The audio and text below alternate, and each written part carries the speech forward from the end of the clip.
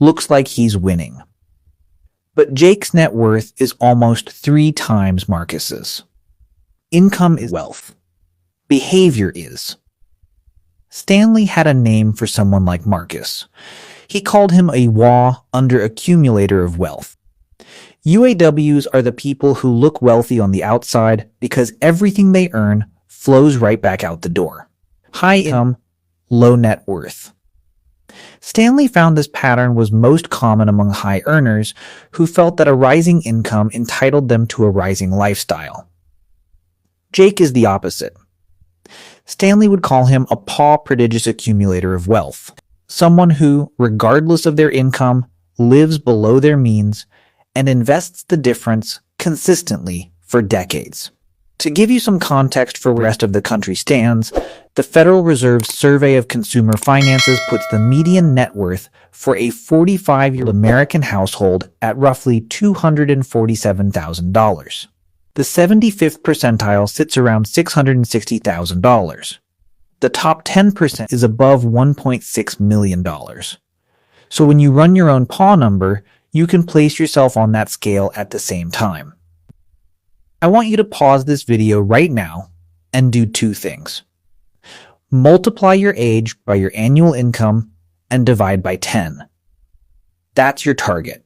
Then add up everything you own: retirement accounts, brokerage accounts, home equity, cash, and subtract everything you owe. That's your actual net worth. Compare the 2 numbers. That single comparison tells you more about your financial trajectory than anything else you can measure. At 45, in your peak earning years, this distinction matters more than at any other point in your life, because every dollar you spend on lifestyle right now is a dollar that isn't compounding for the next 20 years. Marcus and Jake earn similar paychecks. Only one of them is turning that paycheck into wealth.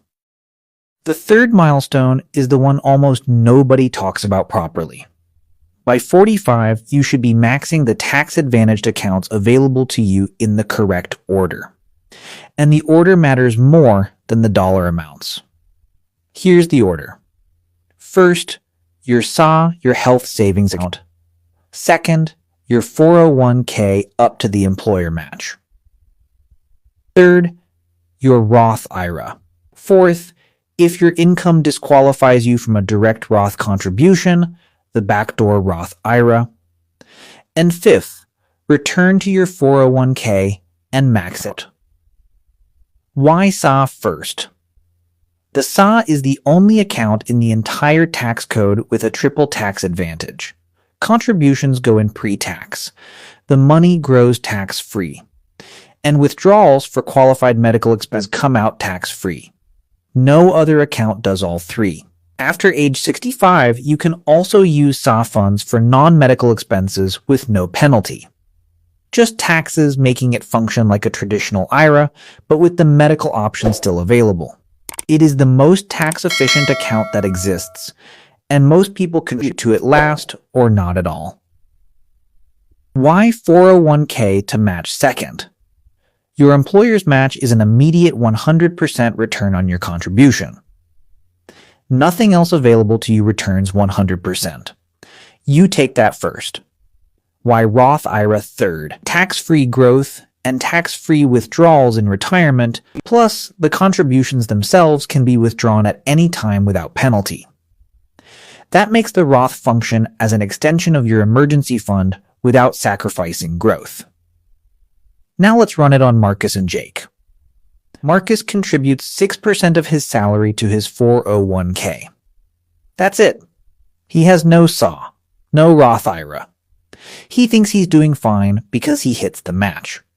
Jake maxes his SA at $4,300 for himself this year, maxes his Roth IRA at $7,000, and contributes to his 401k well above the match.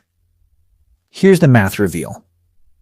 Over 20 years, at a 7% real return, Jake's tax-advantaged stack will end up roughly $340,000 ahead of Marcus's approach. Same gross savings rate, same investment returns.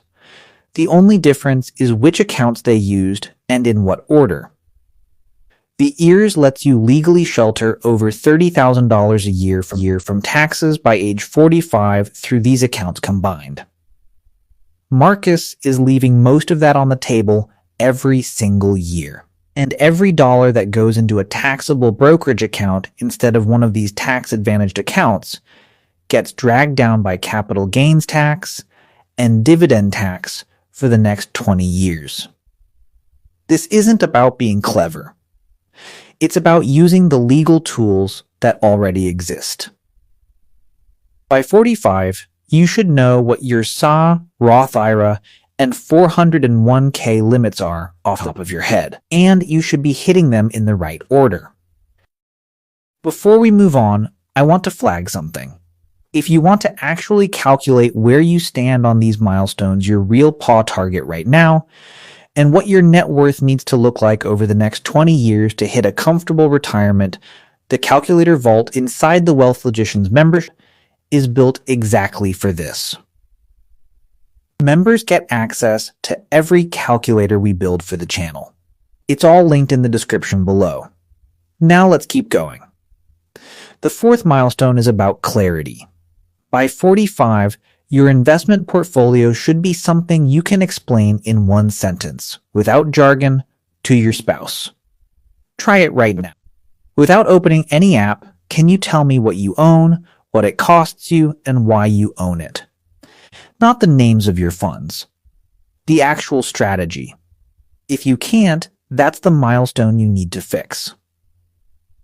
Let's compare. Marcus owns 11 funds spread across his 401k, an old 401k from a previous employer he never rolled over, a traditional IRA his bank set up for him in 2014, and a brokerage account at a third firm. The average expense ratio across his holdings is 0.68%. He can't name 3 of the funds. Some of them overlap heavily.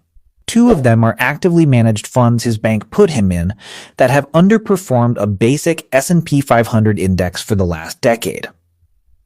Jake owns 3 funds total. A total U.S. stock market index fund, a total international stock index fund, and a bond index fund.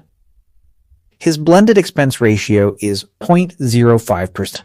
Here's the math reveal. The difference between Marcus's 0.68% and Jake's 0.05% is 0.63 percentage points. On a $500,000 portfolio over 20 years at a 7% real return, that fee difference costs Marcus roughly $95,000 in compounded fees. Almost $100,000 flowing out of his retirement year after year to fund managers who are statistically unlikely to beat the index over that time frame. This is the part people miss.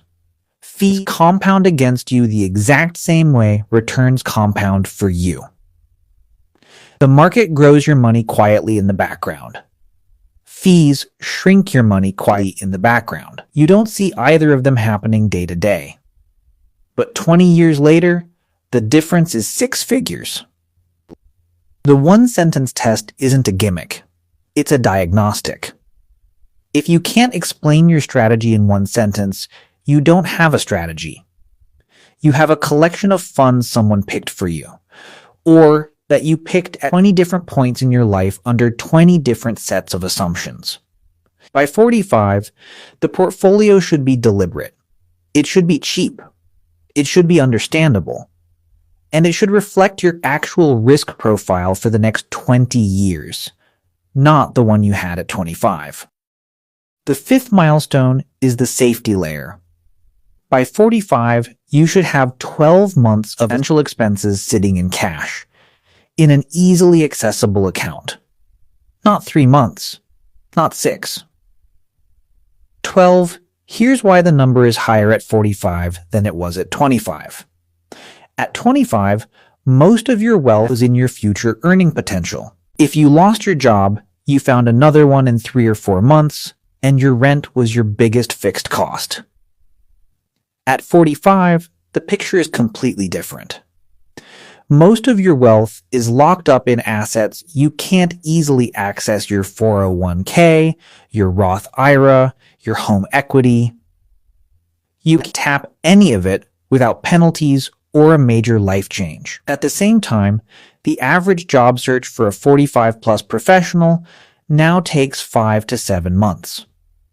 And you likely have dependents' kids, possibly aging parents who don't pause their needs while you figure things out. 12 months of essential expenses gives you the runway to ride out a job loss, a medical event, a divorce, or any other major disruption without being forced to sell investments in a downturn or take on new debt at the worst possible